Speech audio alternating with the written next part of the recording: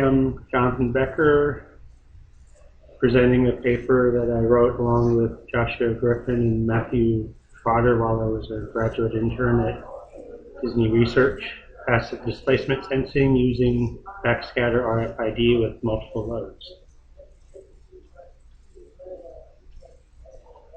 So the goal of our research is to wirelessly sense bands and displacement. The reason that we're doing this research is that Disney Research is interested in human-computer interaction. For example, suppose that I were to catch a ball. The way that the program would sense I've caught the ball is that I set my hand to essentially catch the ball, and because it's able to sense that, it will basically interact with me in some shape or form. And doing this sensing wirelessly is a low-cost way of integrating some kind of sensor into a HCI application. Previous approaches included piezoresistive materials and fiber optics. But the problem with these approaches is that they require extra circuitry, namely analog to digital converter and other transmitting circuitry to sense the bend, which requires more power consumption. And so what we realized is that instead of using the more power-hungry methods, we would attach a displacement sensor to a hand and wirelessly sense this displacement using radio frequency identification backscatter. Basically, as the hand bends and straightens, the system is able to detect that the hand is bending and sensing. And applications, of course, include gestorial interfaces like the ball catching one that I just described, as well as virtual reality and motion capture. So here is a diagram of our three-state RFID tag setup. On the left, you have an RFID reader which transmits a continuous wave to an RFID tag, which essentially switches between two of the three states at any given time. And one of these states is a displacement sensor whose impedance that we want to determine, which is also associated with a reflection coefficient gamma b. And then as the tag is switching between the two of the three states, it backscatters a wave whose amplitudes and phase basically depend on the state that the tag is currently in. Now, the problem with this setup in general is that the channel is not known beforehand, and the antenna separation can vary with time because the person can be moving around in the room. And so what we came to realize is that we needed three states. And the reason that you need it is that in typical RFID applications, you have two states that the tag will switch between. One is an unknown state and the other is a known state, typically a microwave open circuit. But the problem is that the channel state is unknown. So what you have is a classic one equation, two unknowns problem which cannot be solved. And so what was realized by Captabella et al. Is that you could essentially add a second known load, in this case a microwave short circuit, and once you have that, now you have your two equations and two unknowns, and you can factor out for the channel state and solve for the variable load at any time without knowing the channel ahead of time. Now, our contribution is not the knowledge that you need to have three states to do this. Where our contribution lies is the application and demonstration of this method for a gestorial application. And so here is a sketch of our hand-mounted transducer.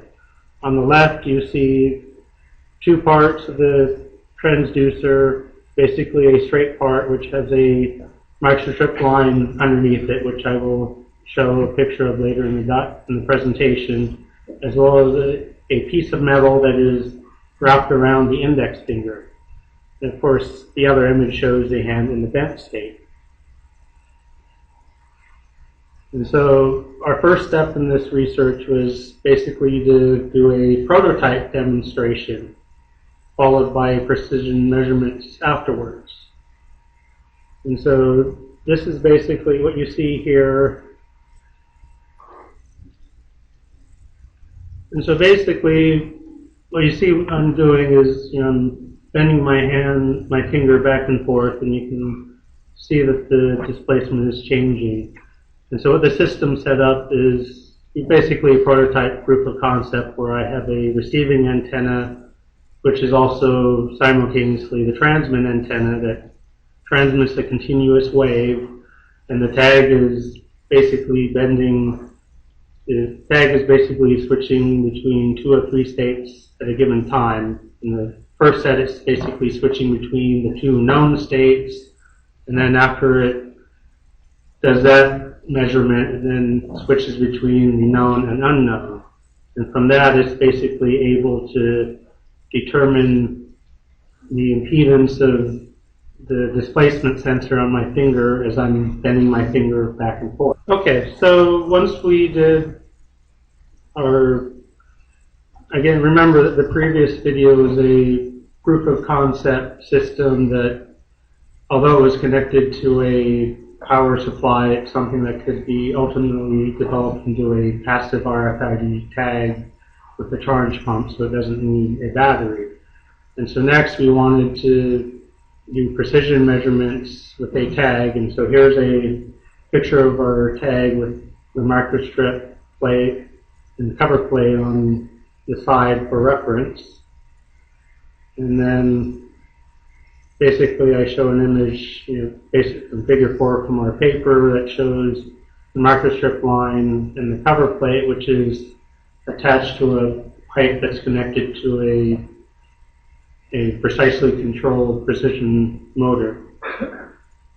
And so this is a picture of our setup.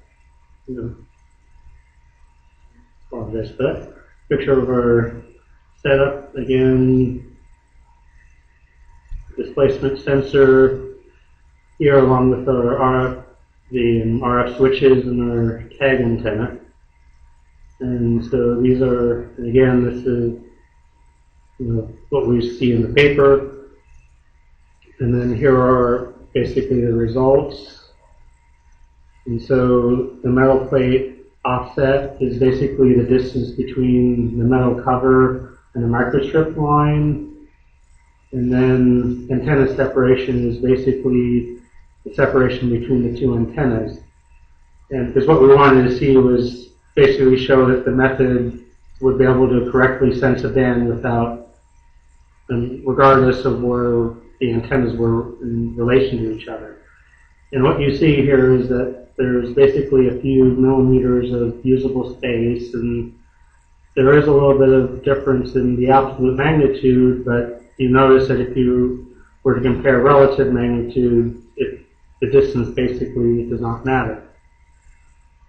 And so in conclusion, we demonstrated a 5.8 gigahertz RFID tag.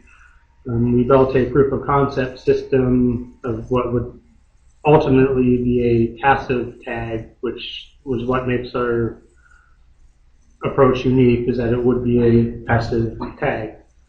So thank you for your time, and any questions.